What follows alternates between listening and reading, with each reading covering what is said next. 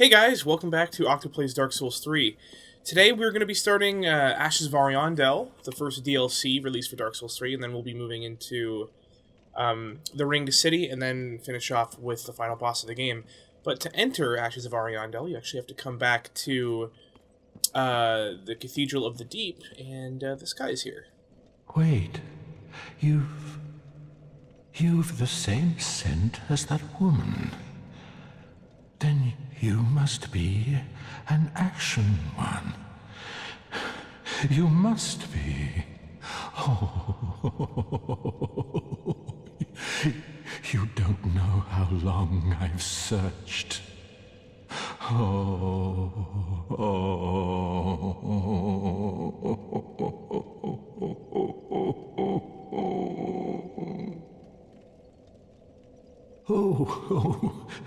don't mind me. Didn't mean to fall apart. Now, Ashen One, I have a kindness to ask of you. My lady lives in the cold land of Ariandel. I need you to show her flame. A proper flame that will burn the rot away. If you truly are ash, then it must be fire that you seek.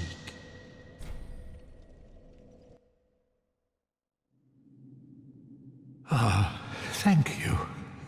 They of ash never fail. Just a moment, then. The painting of Ariandel. Well, rotted scrap of it, that is. Go on. Take it.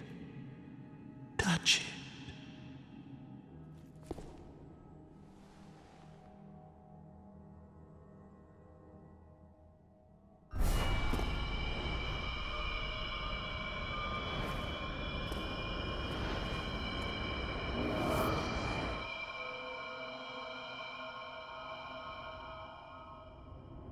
And then the ashes were too.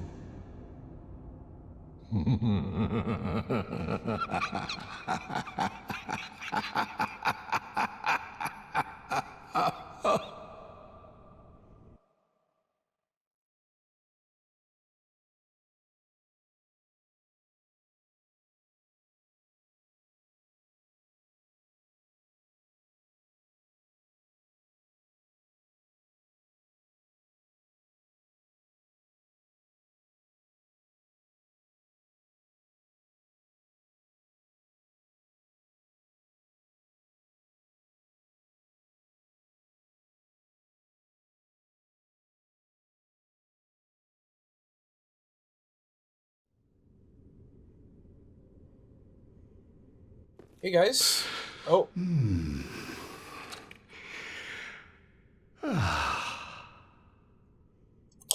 Right away with stuff. Okay, so there's a few things that have changed since the last episode. It's been a while for me personally, but we're hopping back into this. I switched to the brass armor because A, I think it looks cooler, and B, I wanted a little bit more defense. Let me know if you guys want me to respec into anything else, because if not, I'm just gonna stick with the dancer swords. At least for the time being. I may pick up a few weapons into the DLC. So we are in the snowfields in the painted world of Ariandel. The other thing that is going to be changing with the series, I think, is the thing that I love most about watching other people play Dark Souls is watching them fight bosses. You guys will have to let me know if you disagree with this, and if you prefer me doing zones, then I can put more of a focus on doing the zone. But I will be missing quite a bit of the zone. I'm not going to go through it anymore and be like, whoa, maybe what this would be like if I haven't experienced the game before. It's just going to be me running to, running, not necessarily through the areas. Like right now, I'm actually following the followers instead of, you know, just running straight to the boss. But I will be doing less and less of the areas and more just running to the bosses, getting certain items that I want.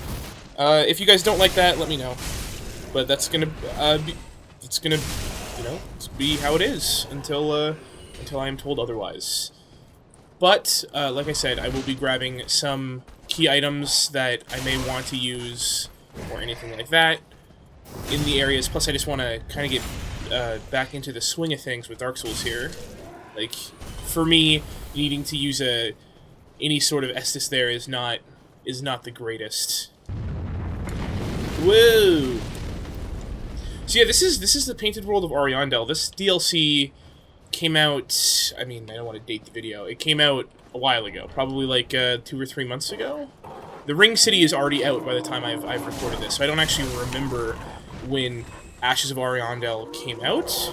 But it's a pretty good DLC. The only you're working with a good product when the only complaint is it's too short.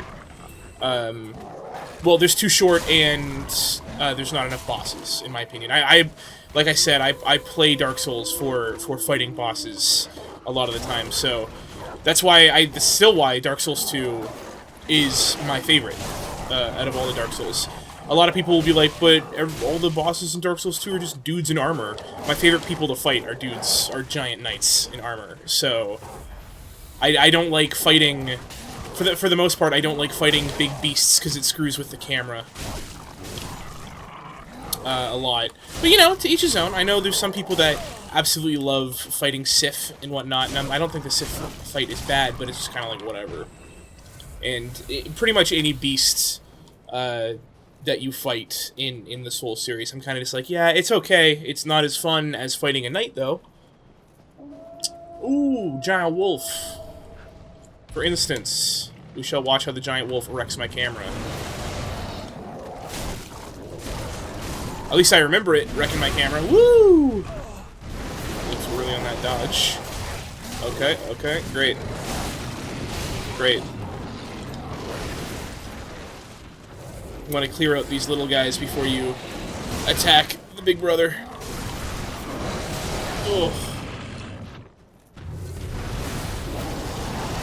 Go. I pushed roll right there, game. So yeah, it's a great DLC. Just a little too short. Can the wolf actually fall off the ledge? I don't think he can. Just a little too short for the money's worth, in my opinion.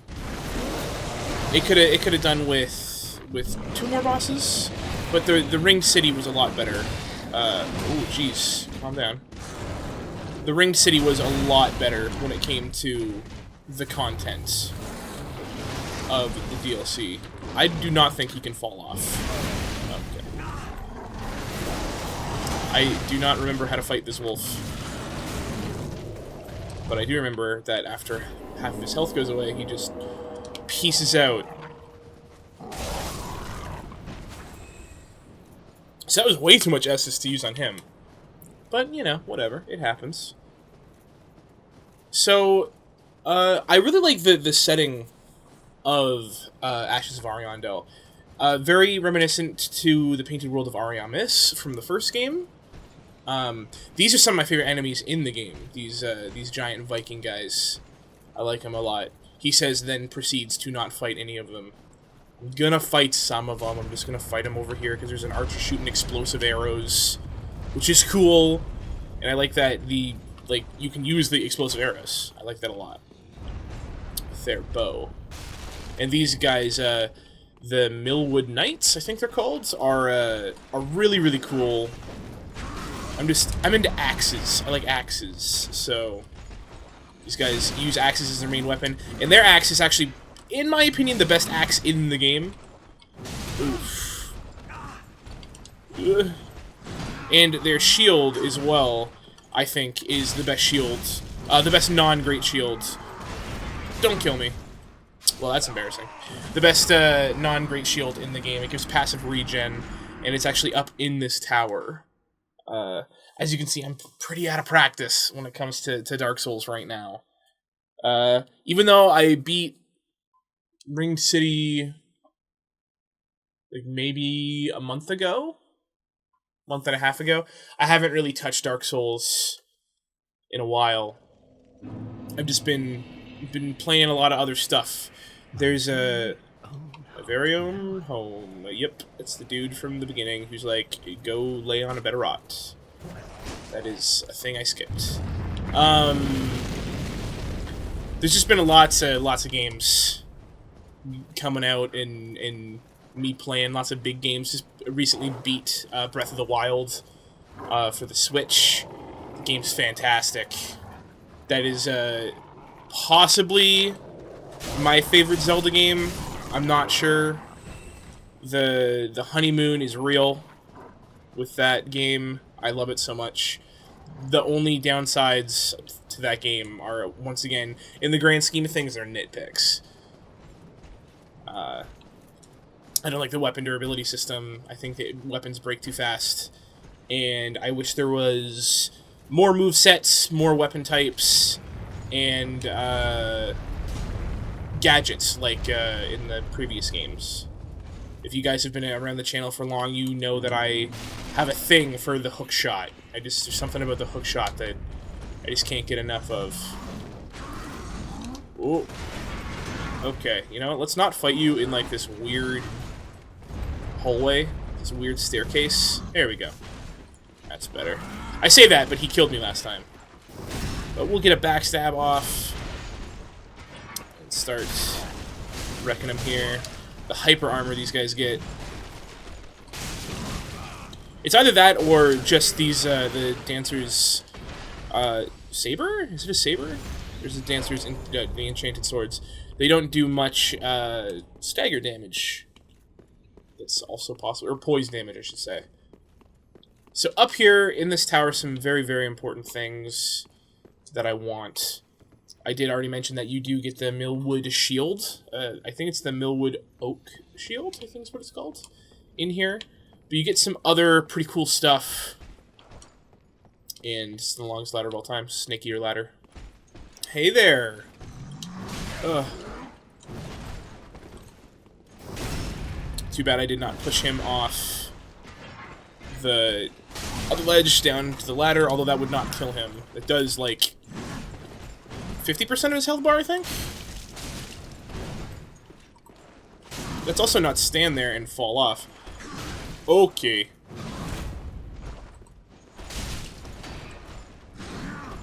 Ugh. Let's pull out this shield. This guy's real. He's real. He's a Red Eye Knight. So he's real. Okay. Not good. Need to chill out. That's fine. That's perfect. Perfect. Man, it's hard to talk and play Dark Souls when you're out of practice. My brain just does not let combat work. It's like I'm focusing on combat, also focusing on not sounding like an idiot, which almost never works properly. Okay, so let's go down here. This is the stiff. This is the stiff down here. There's the ethereal oak shield. Is it ethereal? Right? Yeah, ethereal oak shield. It's so good. It gives passive health regen. It's so good. So you can like mix that. I'm not sure what rings we're wearing right now, but I might. Oh no. Okay, whatever.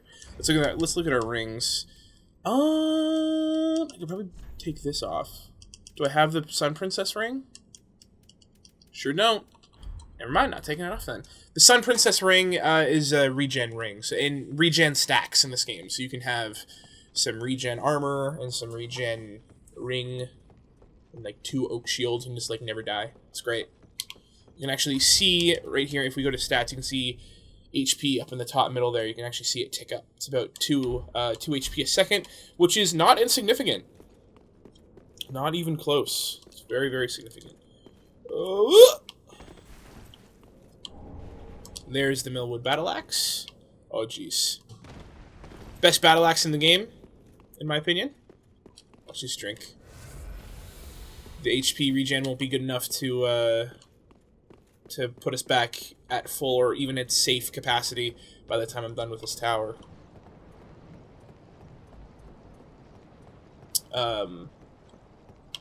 Yeah, I love very, very Demon Souls-esque. I love getting the regen. And there's Captain's Ashes, so we can get the whole Millwood set now, I believe. from the Shrine Maiden. But I really miss that in Dark Souls 1 and 2 is not having a regen build. I think there was a regen ring in one of the games, but it wasn't good enough to really, like, be worth anything. I might be remembering that wrong. Maybe there was a regen build, I just wasn't aware of it. But I've never really used one. I have used a regen build in Demon Souls, and for the second half of Dark Souls 3, I've switched builds halfway through on a different character to a regen build with the shields, and it was like this shield, the Sun Princess ring, and I think a blessed weapon, which I believe I might be getting this wrong too. See you later, Wolfie.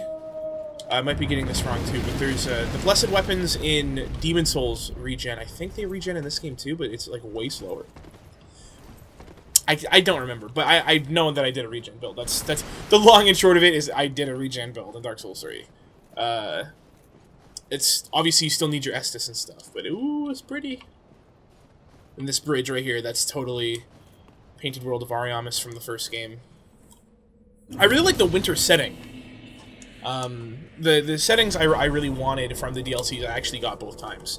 I really like the winter setting, and I don't believe there's any winter setting in the base game of Dark Souls 3. Can't actually remember.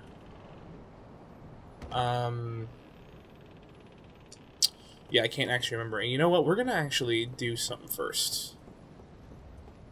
Instead of going down here, which is the way you should go, we're gonna go over here first. And not enter the church or talk to the NPC that is up there, who basically says, leave the painting. You are not welcome here. But we're gonna go, boop! Go right over here. I was very happy. I actually figured this out on stream, I believe, before, like, me and Mefuki, the other guy that I stream with, and he's on the channel as well. We stream together every Tuesday and Friday at 8 p.m. Eastern Standard Time till midnight. And he was, like, looking up where to go next, and I just, like, smacked the bridge in a work note, and we were both like, oh! Oh! Oh! We were really happy that it worked.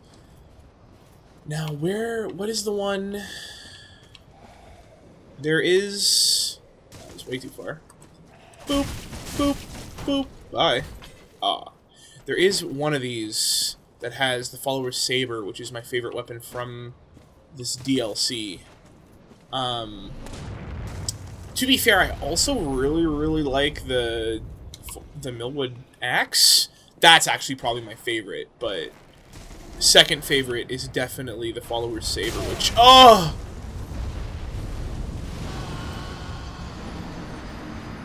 Hey, I got a Twinkling Titanite, guys. I did it. I did it. Woohoo.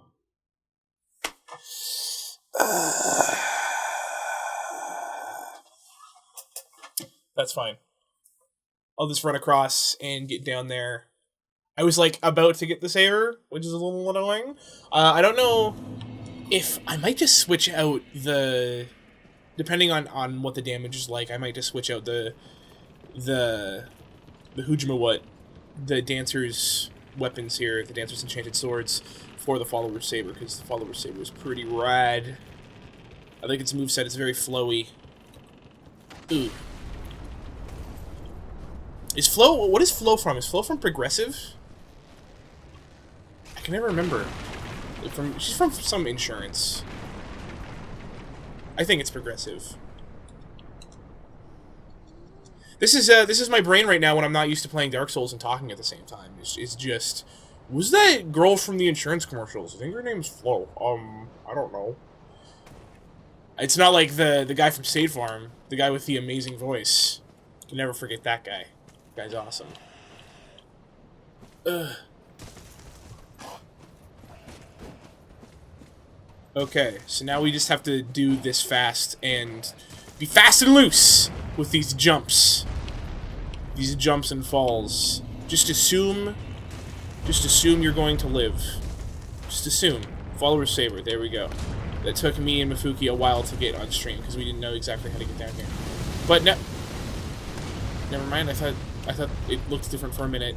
This, because I didn't remember that. Okay, so let's do this really quick. Oh, please don't kill me. And run. There's a bonfire. Please. Please, no crabs. Giant crabs will be here. Oh, please, I just heard it break out of the ice. Just light it. Just light it.